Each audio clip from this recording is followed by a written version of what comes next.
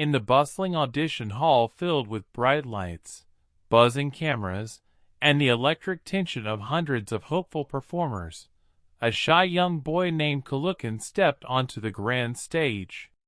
He moved slowly, almost cautiously, as if every step reminded him of the heavy life he carried from his distant province. His clothes were worn out, faded from too many washes in river water, and his shoes were barely holding together, thin soles patched with whatever scrap he could find back home. Everything about him reflected struggle, from the way he held his shoulders to the quiet tremble in his hands. Those hands looked like they belonged to a boy who had woken up before sunrise, just to fetch water from the seaman cow well, a place symbolic of every hardship he had ever known. To the judges and the audience, he appeared fragile, almost invisible, like someone who had learned to live behind the noise of life rather than inside it. When Kulukan reached the microphone, he didn't look up right away. Instead, he took a deep breath, the kind someone takes when they have only one chance to prove their worth. The judges, each of them seasoned, sharp, and hard to impress, leaned forward slightly. They had already seen performers who were confident, polished, and well-prepared. But Kulukan was different.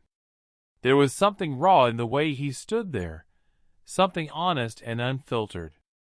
It wasn't the look of a trained singer. It was the look of a survivor. The room fell into a deep silence when the iconic opening chords of Hotel California began.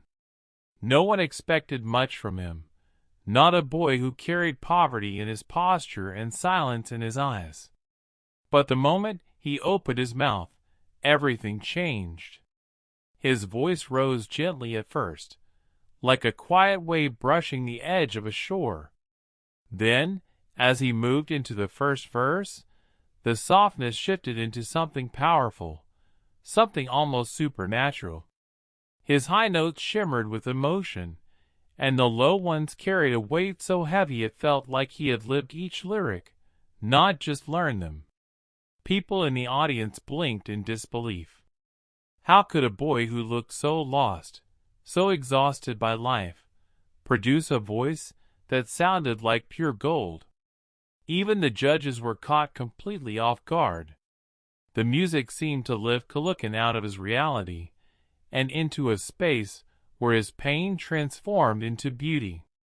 Every time his voice cracked ever so slightly, it didn't feel like a mistake. It felt like honesty, like a small confession of all the nights he had cried quietly so no one else would hear. From the very first line, it became clear that Kulukan wasn't just performing a song. He was finally letting the world hear the voice he had kept hidden while hauling buckets from the seaman cow well, while battling hunger, while surviving a life many people never see. This wasn't a performance. It was a soul-breaking free. As Kulukan continued to sing, his voice didn't just echo through the studio. It felt like it traveled across mountains, rivers, and every forgotten corner of the Philippines. It carried the quiet strength of Tagaytay's cold winds, the resilience of Valenzuela's crowded streets, and the raw truth of a childhood shaped by survival, not comfort. Each lyric of Hotel California came out soaked in a lifetime of emotion, as if the boy had poured every memory, every scar, and every whispered dream into every single note. This wasn't the polished kind of singing that came from training or lessons. This was the kind that had been shaped by mornings when he woke before dawn to fetch water from the seaman cow well, a task that reminded him daily of the weight on his young shoulders. His voice carried the ache of nights when hunger was louder than hope, when the thin walls of their small home in Malabon couldn't block out the cold wind, and when he would hum quietly to himself just to forget that dinner was nothing more than rice and salt. Every breath he took on that stage was a reminder of how far he had come, and how far he still hoped to go. The audience could feel it too. Something in the air shifted. What started as curiosity turned into awe, then slowly transformed into a deep emotional connection that wrapped itself around everyone in the room. The judges, Cebu, Davao, and Iloilo, began to exchange glances they didn't need to explain.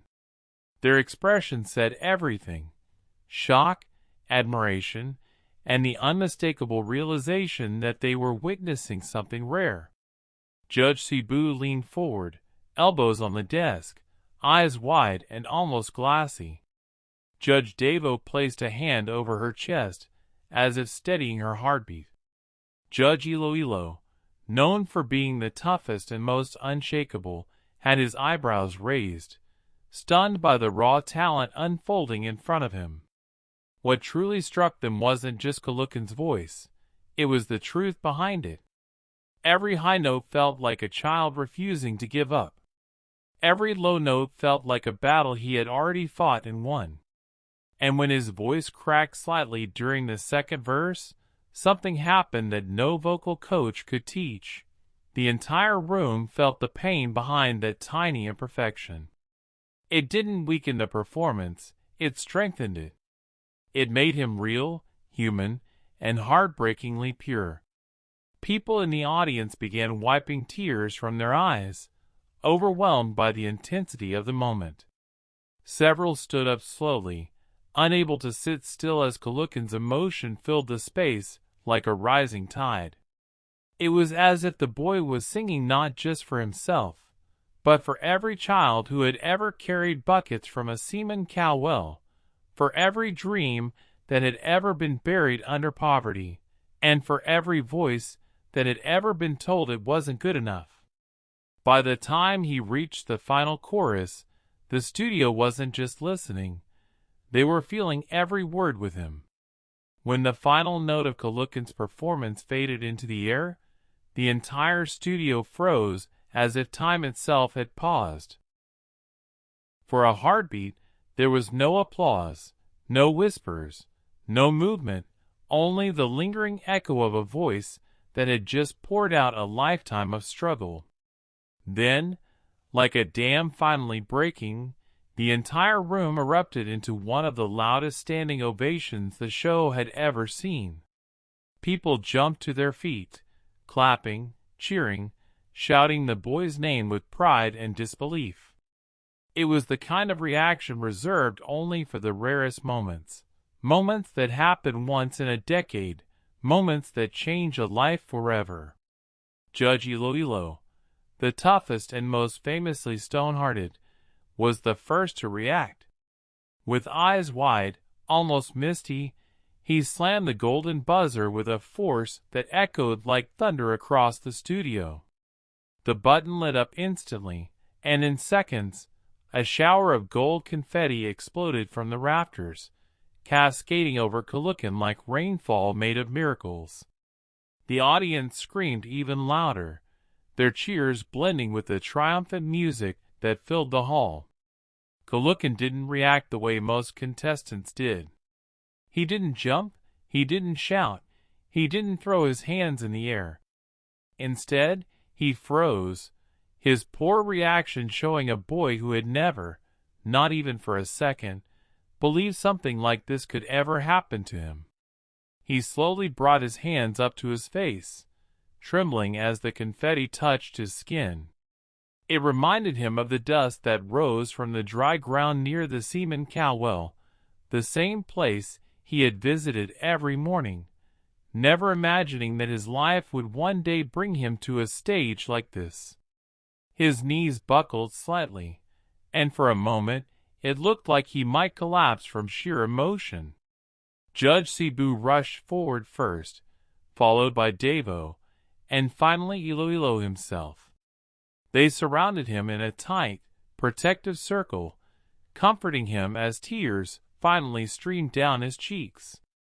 Cebu knelt beside him, whispering that he had a voice the world needed to hear. Davao rubbed his shoulder gently, telling him he wasn't just talented, He was extraordinary.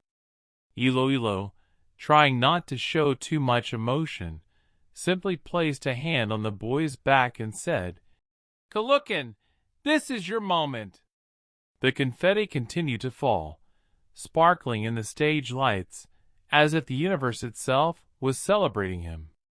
The crowd began chanting his name. "Kalukin! Kalukin! Kalukin!" A sound that shook him to the core. It was a sound he had never heard in his life. Back home, the only things that echoed around him were the splashes of water in the Seaman cow well, and the quiet conversations of people fighting their own battles. But here, in this colossal studio, thousands of voices were celebrating him. For the first time in his life, Kalukin felt seen. Truly seen. And in that moment, under the glowing rain of gold, he realized that this audition wasn't the end of his story. It was the beginning of something far greater than he had ever dared to imagine.